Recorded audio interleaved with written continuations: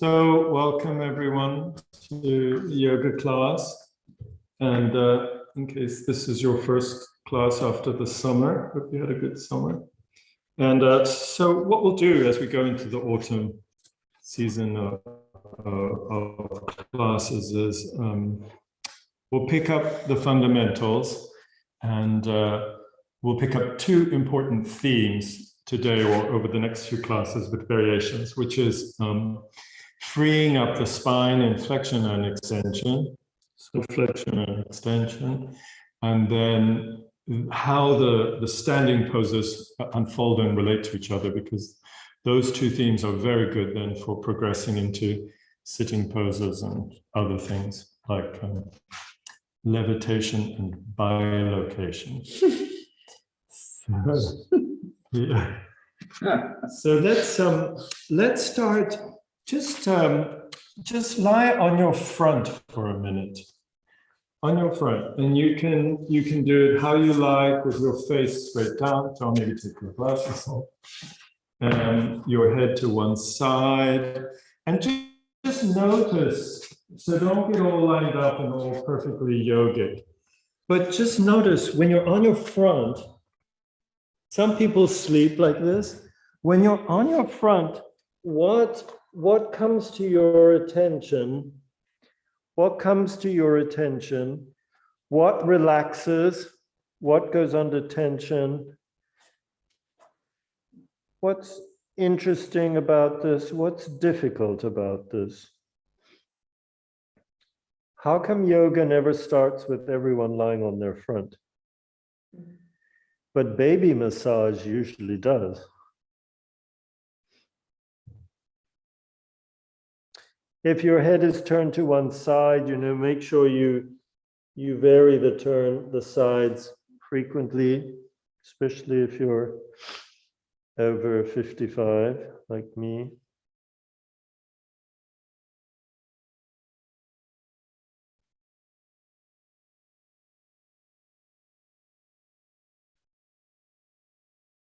What happens to the front of the body? And what happens to the curves of your spine? Do they relax? Do they get more curvy, less curvy? Is there discomfort? Is it a revelation?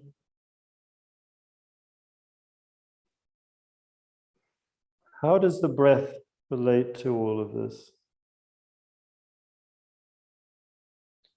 And then the foundational starting question, which is, how is the sense of the weight of my body in this position, in this asana? Where does my weight go? What comes up for me? What do I learn?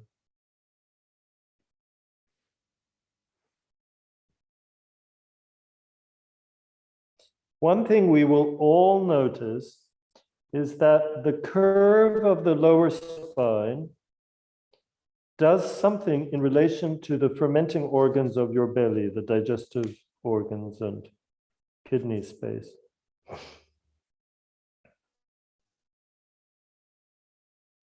And if you let go, you may notice, some of you, that your belly is quite hard, that you're used to holding it.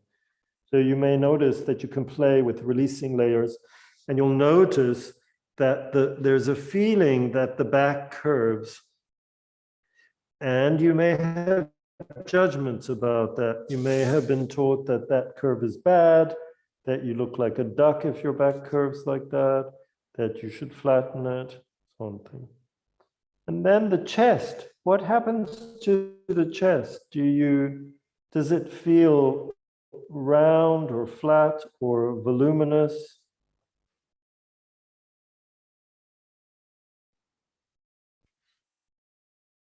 Turning the head, or looking straight down with the forehead on the hands. And when you breathe, what happens there? Is there any weight in your chest, or is it all somewhere else?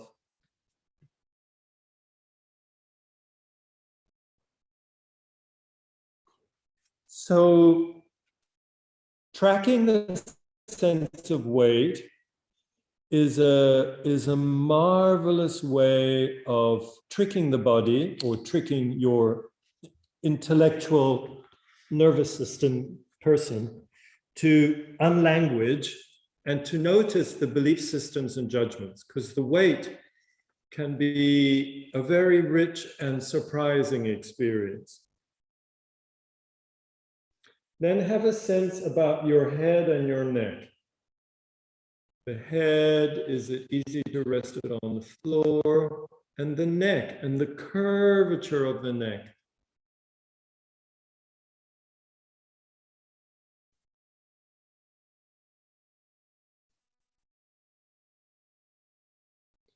I was at a meeting today, and the person diagonally opposite to me had a long kind of Modigliani kind of neck with a curve of the neck and the way the head was sitting. And then the person next to me leaned over and said, "What's wrong with that person's neck? It's so curvy." It was so surprising. And I was just thinking, you know, it's rare that we see such a beautiful cervical curve, because, you know, most of us flatten the curve and flatten our breath, and we're trying to be in control. And this was it was a very free feeling. So what's it like, the curve of your neck to head? So after a breath or two more, whenever you want to, then just roll over onto your back. Don't get all lined up and all symmetrical. Just when you're on your back, just take a moment just to ask yourself similar questions. What's different now? Try not to be intellectual or visual. You know, try not to look at yourself and its shapes, but to be more just with a sense of weight and what comes up for you. Where do you go now? It's a usually very, very interesting. And if you do lots of yoga, Pilates, floor work, just be careful to step back a little bit from flattening and length, not to whitewash and cover over just for the moment the curvy dynamic with its pulls and pushes. But it's different when we lie on our back. Our back has an embryological different starting point to our front. We relate to it differently. We talk about it differently. We don't have all our senses in our back. Our sensorial world that's on our face, etc., is, you know, mostly oriented forward apart from our skin.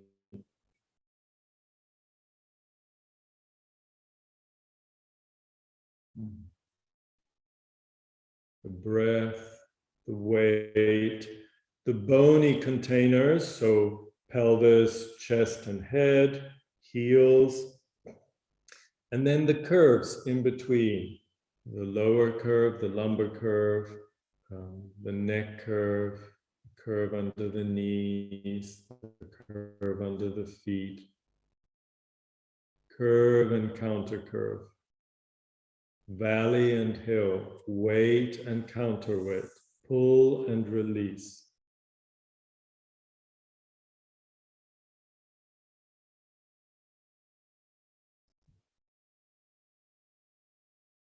Okay, so just let that in. That's a very good practice to do. When sometimes if that's all you want to do, it's very good, you know, before you fall asleep or before or after meditation. Just checking in to the sense of weight. We do it standing, sometimes sitting, but lying on front or back. Okay, so we're going to bend the legs, plant the feet, and just a little correction, just in terms of this to start with.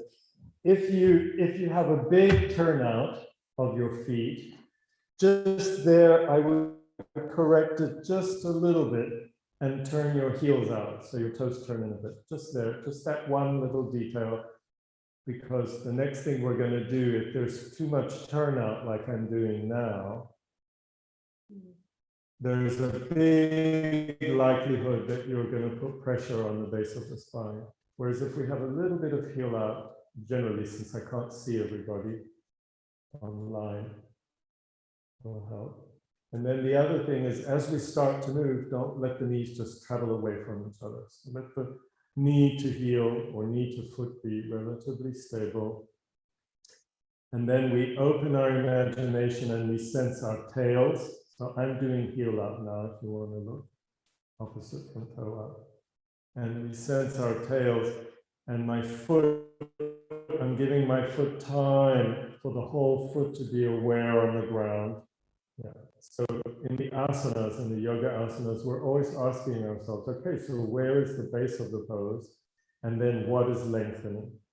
So not what's the shape, but what are the two dynamics, the root and the branches?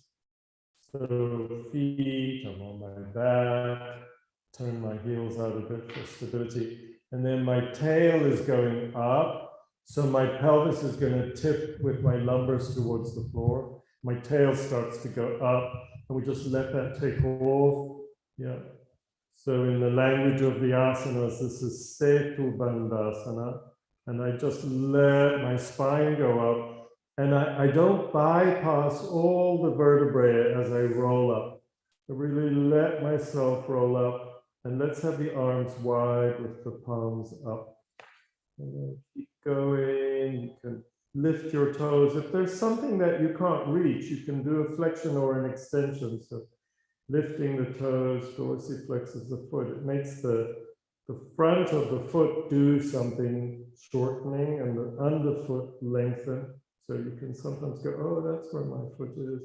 And then I keep going up, keep going up. My knees want to push apart, but I don't let them. I keep going up. And then I come down in reverse. We've done this a lot. So really let your spine hang down from your tail. Very aware in the feet. Very aware. And then when I land, I let go. So I don't keep myself tucked under. And then huge feet reaching with the knees, tail going up. Make my way up. And this time I let my arms float up. I keep going, I keep going, I keep going. This is one of the poses which is a kind of pose of going. You never kind of stop because there isn't a resting base. So you keep going. It's like a hyperbolic wave. It goes and goes. Even if the movement decreases, there's always kind of going. Leave your arms up as you come down. So that all the upper vertebrae and shoulder blades are in a different position, the ribs. And release yourself down. And then release the tailbone. Big feet. Flying arms aware, fingers and palms. That was a beautiful breath. So letting the breath be. And then again, feet, knees, tail going up. Really roll through that mid-back, upper back, through the vertebrae, involving the ribs. Roll through. Keep going up. Keep rooting as you lengthen. And when you're at the top, let the arms go up and over to the floor. Yeah, so I can't see you, John, but once we're doing the very high versions of these, you should have nothing under your head. Yeah. Way up. And now coming down, let's be very quiet. So just observe, what are the arms doing? Do they need support? Do they need to widen a bit? Try not to rush away. This is a very deep opening pose for the upper vertebrae, the upper ribs, the bronchi, the clavicles, the upper parts of your lungs, up into the nerves and tissues that go into your arms, significant nervous pathways, lymph. The brachial plexus is emerging from the last two cervical vertebrae and making its way under the clavicles and into the arms. So we get these incredible traffic jams in the top two vertebrae rib area, top two ribs, top two thoracic vertebrae, bottom two cervical vertebrae. That traffic jam is usually unexplored, and flattening your neck doesn't improve anything. Up we go again. Huge feet, letting the arms be, letting the tail take you, making your way through this passive, active flexion, which starts to become an extension, rolling up through, letting the weight of your heart and lungs and water press down vertebra by vertebra as you travel through. Maybe you're going a little bit higher. The very sharp bump that you go over is usually the 7th neck vertebra. The 7th cervical vertebra really sticks out. Keep going up, letting the chin come towards the chest, but don't tuck, don't squeeze, soft in the teeth and back of the tongue. Keep going up. Don't let the knees go away from each other. Open yourself to the evening sky and space, or morning, or wherever you are. And the arms have released even more into the ground. Don't regroup. Try to lead them as you come down. This is shocking to those 2 upper ribs. I'm going to go very slowly through. I'm going to kind of hover there because it's so strong. Maybe the hip can wobble a little bit once you're off your neck.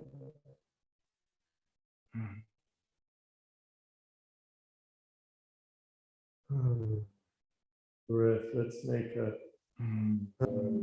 sound, air, vibration, vibration, vibration,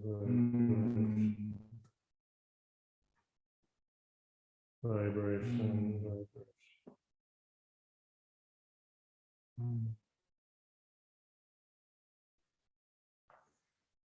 Release the tail. And I want you to let your legs drop away from each other, and you can cross them like I'm doing. Don't do anything too strong, but I'm just crossing my ankles. I'm doing it if you need to have a look. It's just like it'll make your lower back curve, and it's a very soft version of fish pose, Matsyasana. Try to see if your arms can glue themselves to the floor. Don't push, just let go. Because I can feel that I'm trying to pull my arms back. So as I wait, and I've made it more difficult because of the curve of the lower back, but as I wait, I just try to let go of my arms. Like I'm letting the world, letting the beauty of creation take my arms.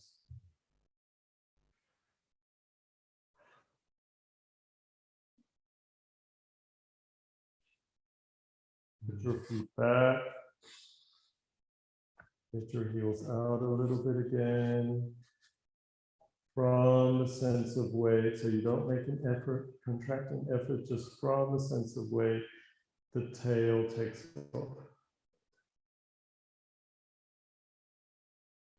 Find your feet, see where your knees are, let yourself go up, up, up, up, all the way up and through, up and through, up and through, traveling through those bones and the clunky bits. Keep going up, keep letting your tail take you up. Use the whole of your feet away from the toes, so squeezing the chin and jaw. And we're going to let the arms float back up. Once we're at the very top, go slowly so your shoulder has time. And we're going to stay up, but we're going to let the arms come all the way down to our sides in the classic Setu Bandha arm position. Take your elbows out and open the palm of your hand to the floor. So the tips of your shoulders may curve up a bit. Keep going up, so don't hold it still. Release the belly, like something sucks your belly into the sky. It's a belly explosion. It's like the belly is a blossom. belly muscle. And then soft, very heavy arms as we unravel down, hanging from our tails. Don't go slow to be slow, but you can go slower just because you're savoring all the way down. Release the tail. Let the legs lengthen. Widen the arms. So you end up in a very soft starfish, and try not to correct all the other stuff in the middle. Just leave it and wait and breathe.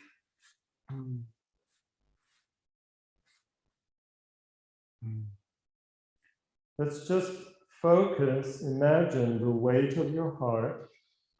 You don't need to know how to do this. Just imagine, just allow. And imagine that the heart is relaxing open against your spine and in the ribcage.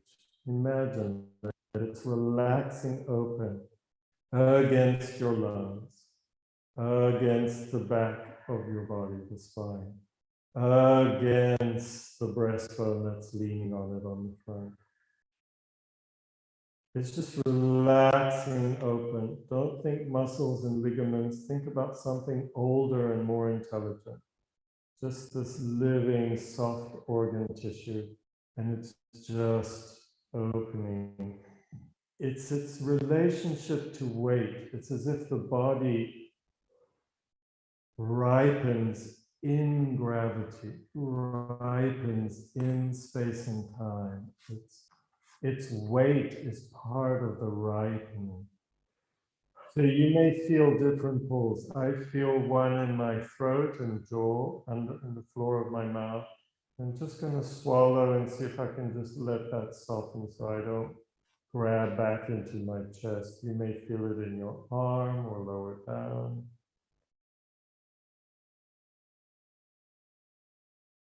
Let the lower jaw hang open. Let the ears be heavy. Let the hair, bones of the head, the brain be heavy. The face, the skin, the back of the nose, the eyeballs, the saliva.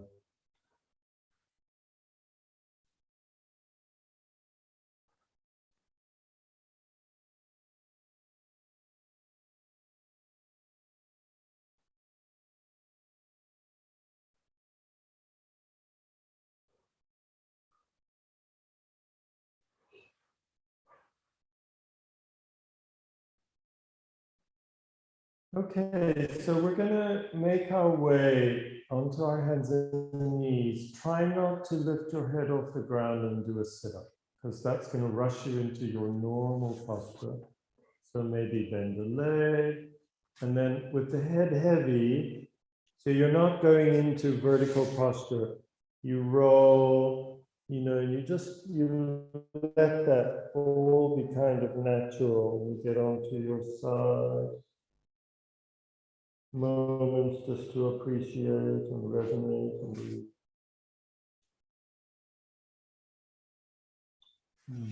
Yeah. Yes. Yeah. So usually embodied learning is not linear, like we're trying to solve a math problem and we see if we get to the end or we're memorizing something. But embodied learning is usually, it comes by little bubbles of surprise, and they're not in the logically correct place.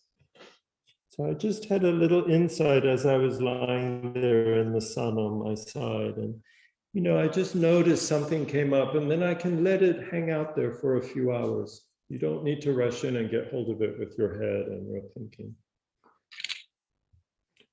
A lot of you who teach movement or yoga, I know that that's what happens. You're practicing and then you realize, oh, I never connected these two things. And then you take it to class. But it's surprising, everybody in class then makes a different story out of that, which is what's so beautiful. And it teaches us not to judge, or it helps us to be less judging. So we're just going to go straight into the squirrel pose, straight onto our elbows. Curl the toes under. I mean, if this is the first time you come to class, have a look. The secret is not to do child pose. So look, this is child pose. I go so far back that my pelvis tips under and I have like a wolf's tail. My tail goes down between my legs. So you want to stay in squirrel tail, which is much more of a sense of bottoms up and of not tipping this way, but tipping that way. So the tail is going up rather than a wolf. So so you're angled back, but not too far. You're leaning into your sit bones, but not so far that your sit bones are going down to your heels. And then you hook the toes. You can also do it without the toes, but hooking the toes helps you to release the floor of the pelvis because they're linked. And then so there you are. And so we're hanging from our tails, but it's different from Setubandhasana. Setubandhasana. This is Squirrel Tail Asana. Squirrel Tail Asana in the Sanskrit pronunciation. And what's very special about this is that you let your spine hang off.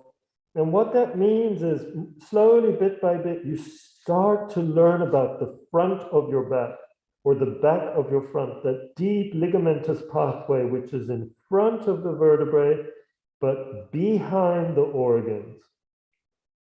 And it's an extraordinarily intelligent place. And on most of us, as we are about to topple into the World Wide Web through our phones, most of us are quite short in here in different places, especially behind the heart. Yeah, so we just keep letting go.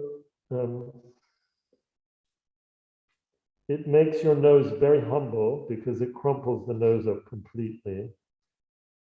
And we really rest onto the forehead. You can also turn the head one way and the other if that's nice.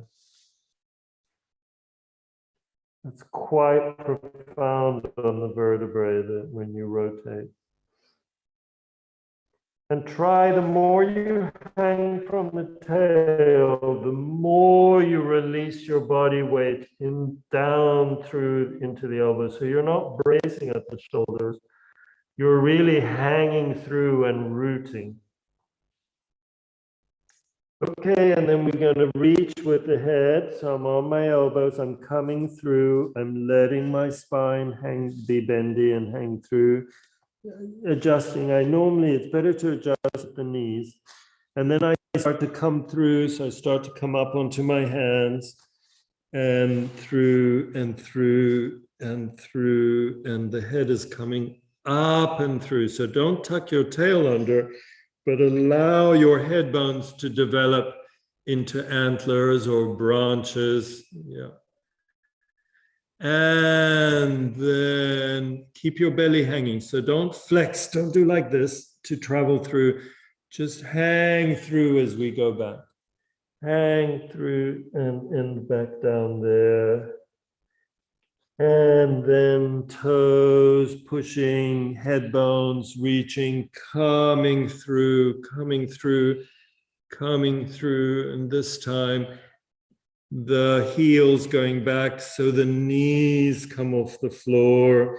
And again, try to see that you're not too flexed, but you're also not just completely hanging. You could come a bit more, or maybe you're not lifting. Yeah, that's good. Long and not too grim, just very joyful. Huge toes. See, actually, I wasn't reaching from my toes and I was struggling in my belly. Reach back with your heels, open your toes. It changes it, doesn't it? Otherwise, we're just in the belly.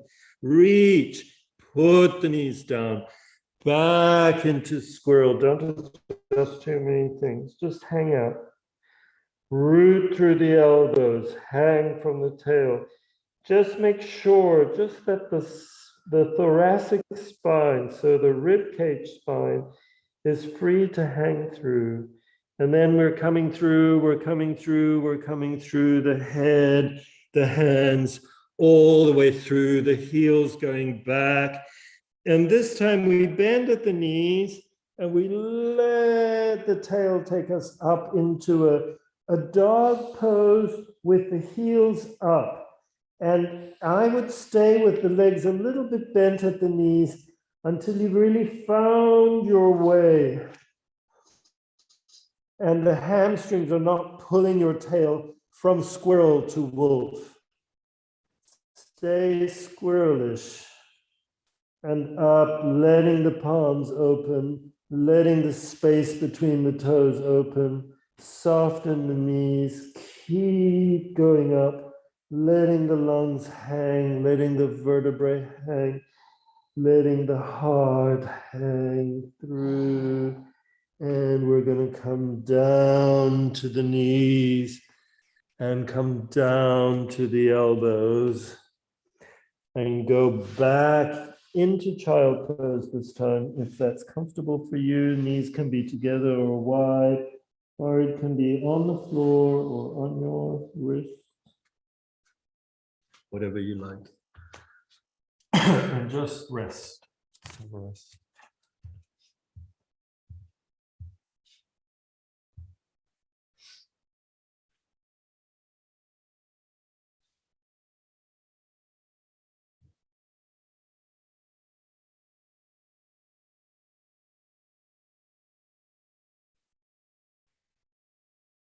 So I just want to review, just if this is uncomfortable for you, if it's uncomfortable for you, could be because of eye pressure or other things, or knees. So there's, I'm doing it here if you want to look. You definitely might find it's helpful to put something under the kneecap. You can do all of these if you have lots of blankets and cushions. Many people find it helpful to put something under the ankles like this. If in doubt, try this on your own. So some people find that this really allows them, because this is also bound up. And that, plus the next thing I'm going to do, is often the deal breaker. This, so putting something between the knees. So if your legs and your knees are not used to bending this deeply, or you've had surgery, this is very, very helpful. Like this. Yeah. And again, the more you lift your bum, the more you may want to rest like on a chair. So under the ankles, behind the knees, can be really open a door to you exploring and then allowing the legs to make this movement. Some people, it's usually more women, but it also has to do with the way the femur comes into the pelvis. Some people, when they bend forward, feel a bony pain here, and don't force that.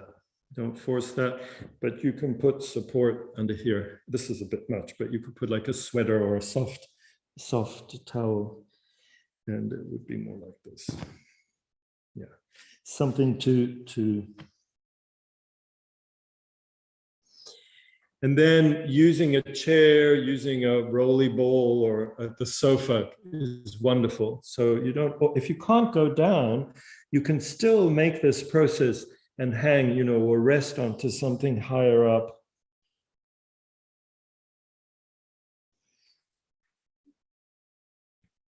Okay. Okay. So coming up slowly. This is yours.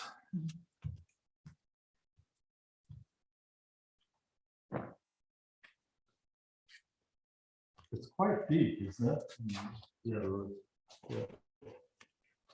So, yeah. So, Setu Bandha, this one, is where we go up this way, and then with the different arm positions, and then the squirrel work that we've been doing.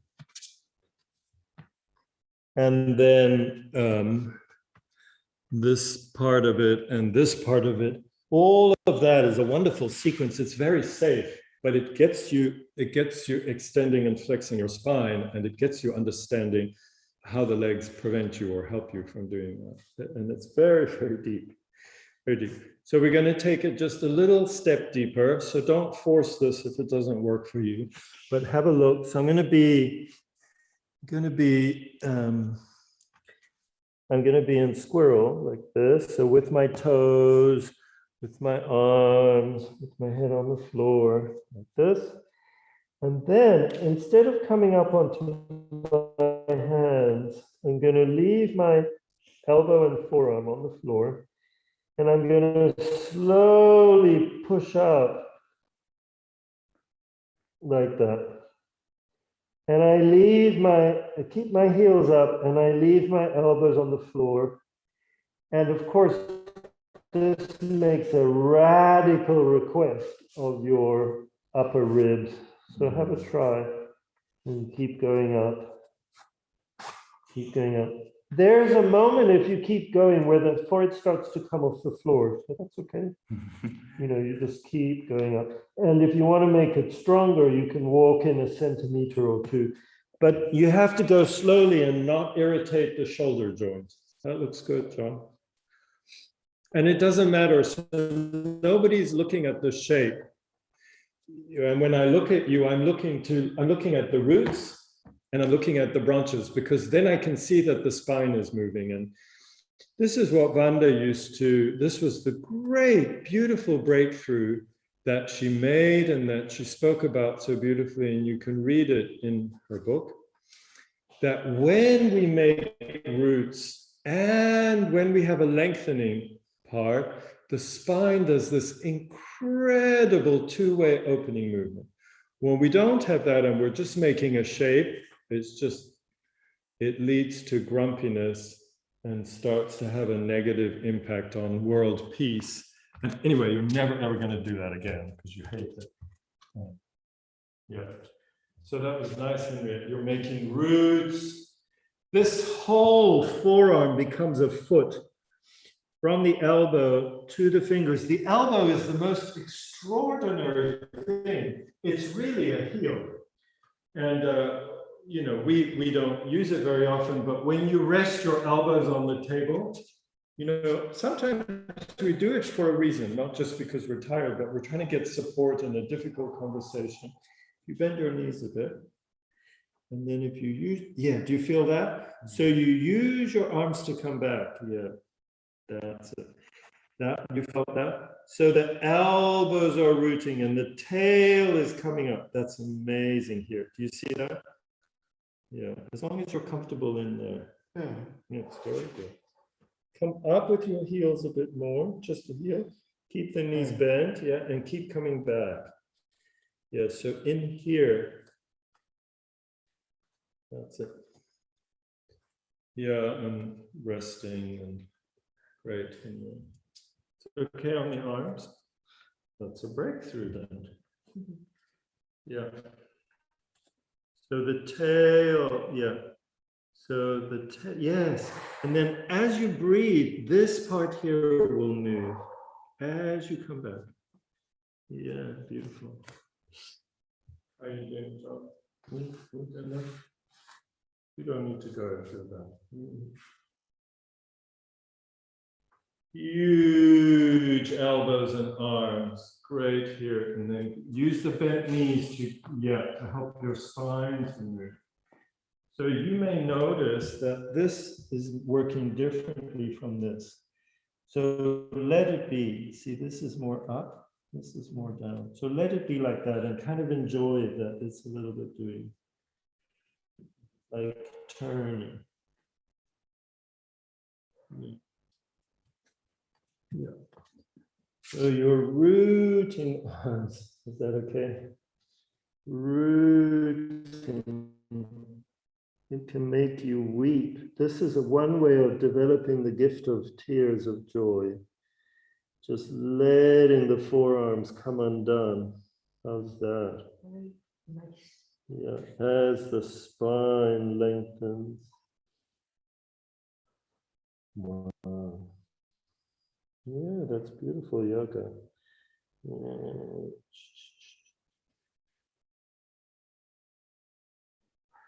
Wow.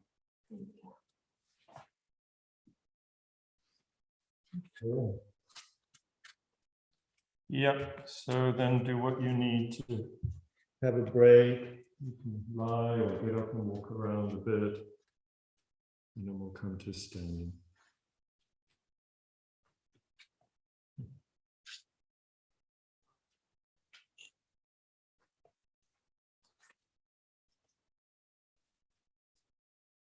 So these little moments where you do a bit of ordinary movement, what it does is it helps you, looking out the window, it helps you to actually integrate, to resonate, remember and receive. Yeah. And then remember, walking is a swinging motion, not a flexing, marching motion. Marching is just to make the whole army come under your control. But walking is a much more swingy, dancey thing. Yeah, feet, legs, arms, shoulders, hips, spine. No. Yeah.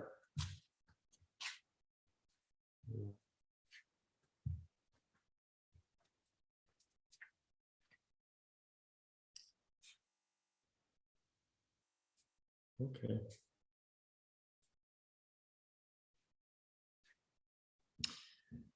Okay, take your time here. Yeah, don't change anything once you're standing, just however it is that you've ended up standing. Just notice, like we did, lying on the front, lying on the back, just notice, where is my weight going? You know, is it in my feet, in my knees? And how am I through my back, and how am I through my front?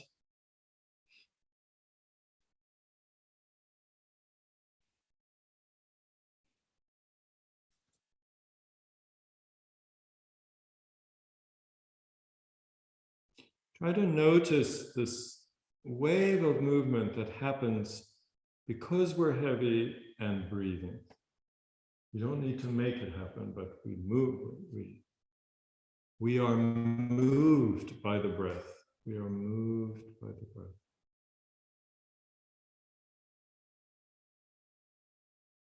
It's often the figure ground is wrong. We often think, oh, I'm breathing, so I'm moving myself.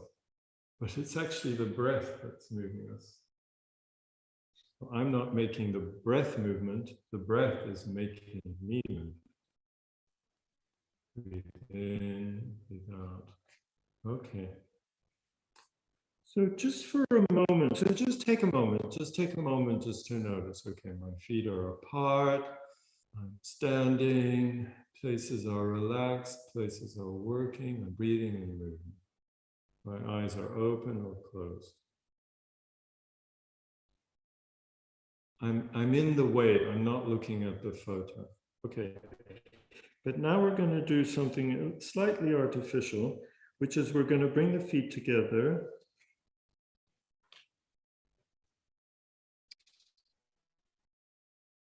Yeah. So we were doing mountain pose. It's the very first asana, Tadasana, the mountain. But traditionally it's taught this way. And I always thought, well, this is a little stupid and artificial, but I've been thinking about it and playing with it. And actually, one of the things we get when you bring the feet together is you get a sense of this midline of your body, which is a very intelligent line. And in everyday life, it's kind of mushy or gone, or we don't feel this rich world from foot to pelvic floor. But when you bring your feet together, you emphasize it. And actually, if you squeeze your legs together a little bit and you pull up, you get a very traditional yoga movement, but there's something wonderfully rich in that. And it's very good, we'll see in a moment, for helping you when your lower back feels wrong. So the feet are together, and it's like I'm making the fountain go up. I'm making the fountain go up, and then we're just going to take our hands and put them on our head. Now, just watch me for a minute. So I'm going to, as the fountain goes up, I'm going to let my breastbone come up, and I'm going to look up with my breastbone. So of course I do a back bend, but don't think about the back bend. Just squeeze the legs together, more or less squeezing your bum. You can play with how much. And then let the chest come up. Let the chest come up and then let go and come back. Okay, so watch me. So watch. So I'm going to do that. I'm going to come up. I'm going to come up, then watch. Then I'm going to, don't do it. Just watch me. I'm going to squeezing and bringing everything together. I am going to squeeze my buttocks and I'm going to bend first to the left, watch. And then I'm going to use my elbows to turn my chest to the sky, but I'm making a squeezy, bendy, torsion thing. And then I come back. And that's a very good way of balancing the base of the spine. We'll do it on both sides. So if you're not sure, just do it a lot. Squeeze the feet, squeeze the legs, squeeze the bum and anus, lift, turn, and turn. So we'll go to the right. So I lift up, I turn the fountain on, I turn to the right. It's in your right side that you're bending, so your left side gets long. I bend, and then I turn my chest to look at the sky in my bendedness. Squeeze the feet, so you make the whole spine respond to this gardening motion and come back. That's good, John. Come back. Just stay there. We're going to lift again, bend to the left, bring the buttocks. So the base of the spine is in this pincer you've made, and then the whole spine is being asked. It's like training a rose to go that way on its trellis. As you bend it to the left and you're turning your spine. Yes, that's very good. That's very good. Good. Bend a bit more if you can. Yeah. Yeah. Right. And come back. Yeah. Yeah, just drop your arms, widen your feet, just like this. Okay, so we'll just do that on each side again. So I start heavy, my feet come together, and then it's as if I turn the anti-gravity fountain on and I go up. So I squeeze my feet, I squeeze my legs, it makes my bum squeeze, and I come up through the spine, and that pinches the base of the spine into position. And I come up and the chest opens and I go. Then I'm going to bend to the right and turn. And sometimes you can literally hear bones clunking into place. Really bring your bum together. Don't be soggy at the base. And turn and come back. Release. And lift again to go the other way. Side bend and turn to look at the sky with your chest. Of course, if you're super wobbly or it feels wrong, you can hold a wall. That's great. Yeah. You could go less far, but not move your feet. Yeah. Because I think it's better because you're very mobile. So just pick a side and really bring your heels together. Is it okay? Yeah. Which side are you going to go that way? Okay. And then you turn. Yeah. And you don't need to go so far. That's it. That's okay. Is it okay? Yeah. It's like you do so much up here, you lose the carrot starts coming out of the ground. Yeah. Are you okay? Yeah. Okay. Great, Henriette. Yeah. Just have a bit of a swing.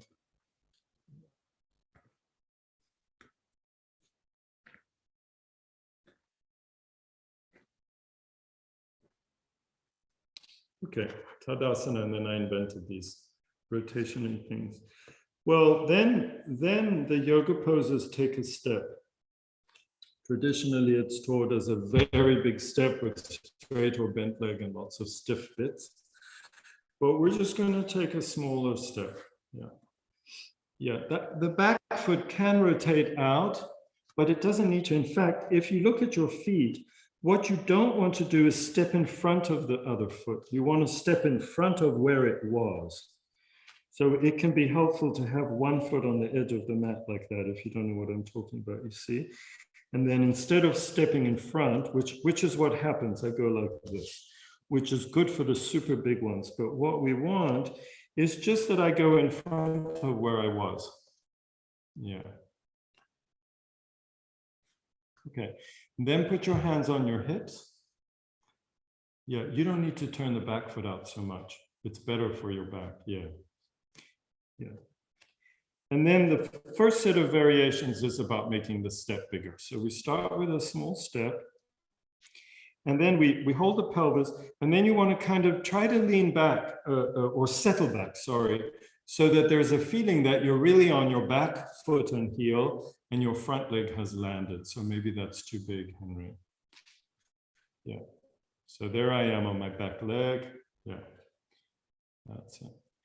Then, just so I know, I'm going to turn everything to my back foot. That's what we don't want to do. So it's good to do it once, back foot. That way, John. I turn everything. So my ankles, my knees, my pelvis. You see my pelvis has turned. We don't really want to do that because it's just making a bit of yoga down in your ankle and could be bothering your knees. So come back. So now what we want to do is we actually don't want anything from the foot all the way to the belly button. We don't want any of this to move down here.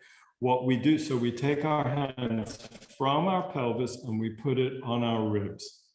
So from the ribs, from above the belly button up, we do want rotation, watch me, but we don't want the pelvis to go with, you see? Then they both just moved like that. We don't want that. This stays still and this moves. Do you see the difference? So that's still looking that way. So I've gone like this. So there we go. So we turn the rib cage towards the back foot. Stay on your back heel. Come back. That was good. And then we turn the rib cage towards the front foot. That's it, John. And keep exploring. Yeah. And that's very nice. So it doesn't matter how far you go, but you want this counter-torsional action to take place. You feel it, especially when you go across. And that's another big step in healing the spine. Is that good, John? Yeah. You could just hold a bit higher. Yeah. That's it. Okay, let's do the other side. So I'll take a step. I put my hands on my hips and I make everything turn towards my back foot. So my pelvis and my ribs have all turned as one big blob and there's torsion in my knees and ankles. Okay. Then I put my hands on my ribs. From my feet to my belly button, I'm rooted with my lower triangle. That's the lower triangle. And then the upper triangle from belly button to elbows turns. And in fact, in yoga, these are the triangle poses. Huge feet, huge feet. Yeah. Okay, very nice. So on this side, here, let's go back there. So on this side, let's focus on the sense of the root, do you feel? And the sense of the branches. So the root is going down, do you feel? And the branches are turning.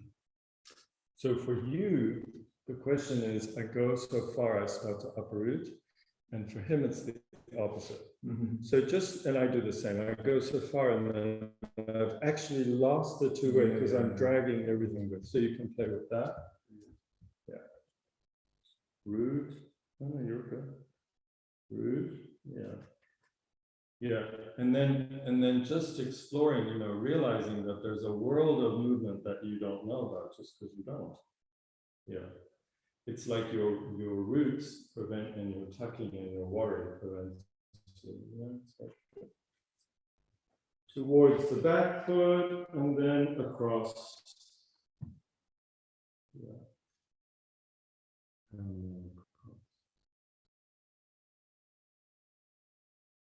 So as you go round, you really appreciate the fact that the pelvis, you feel that, is not moving in relation to your rib cage. Beautiful. Yeah. That's great.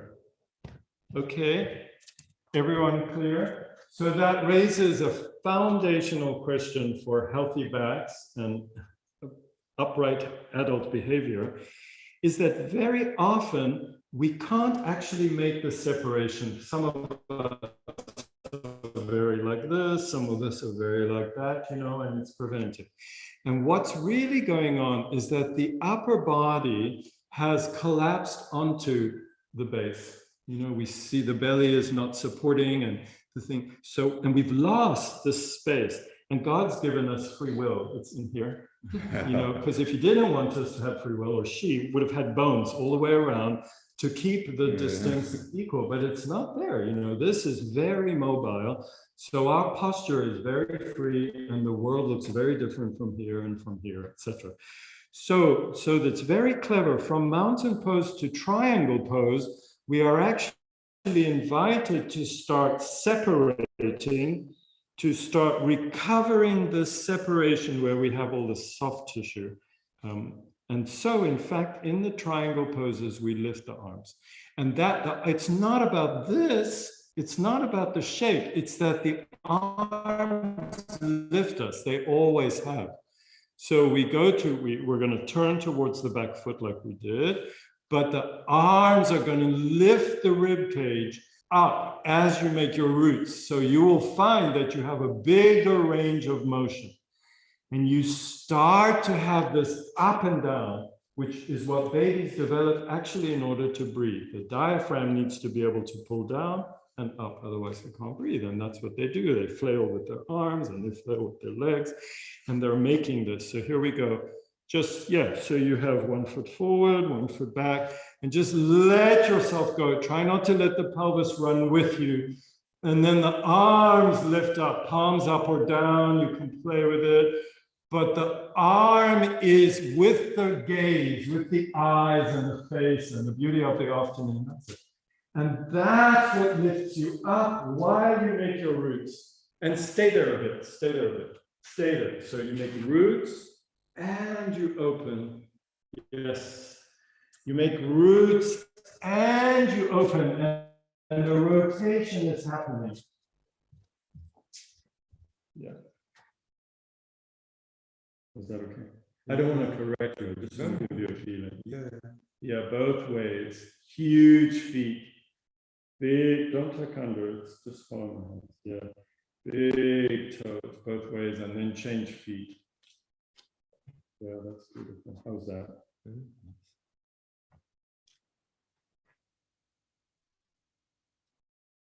Huge heels and toes. Rotation. Yeah, that's it. Open out from the armpits, out from the heart. Yeah, the more you make roots, yeah. Try to not leave that heel, but try to stay open to the horizon.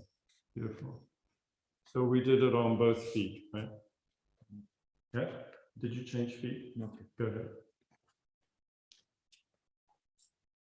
Yeah.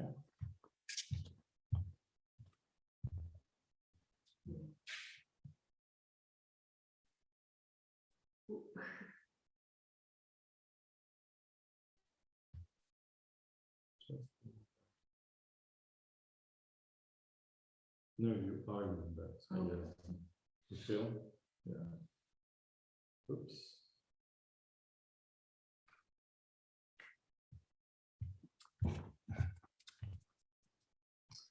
Okay, and we'll pick this up next time. The variations have to do with bigger steps and bending the knee, but also of taking the weight from the back foot to the front foot. So we'll do that next time, but just take a bigger step, just to close, take a bigger step.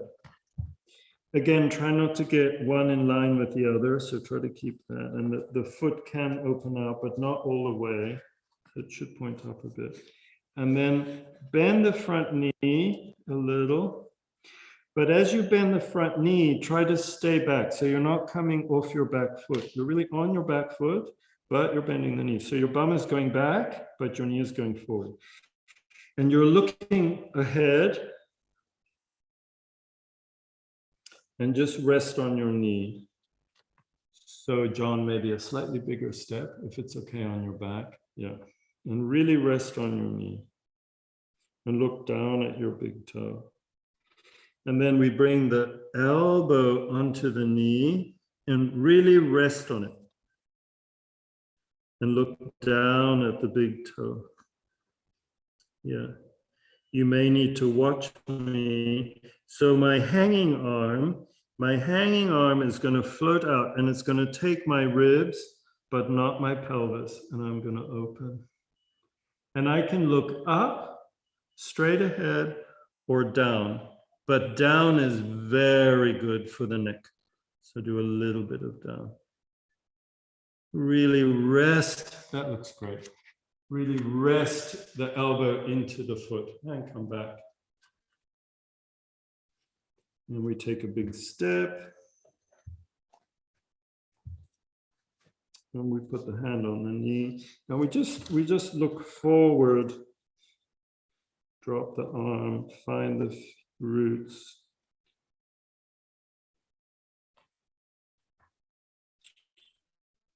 And we go down.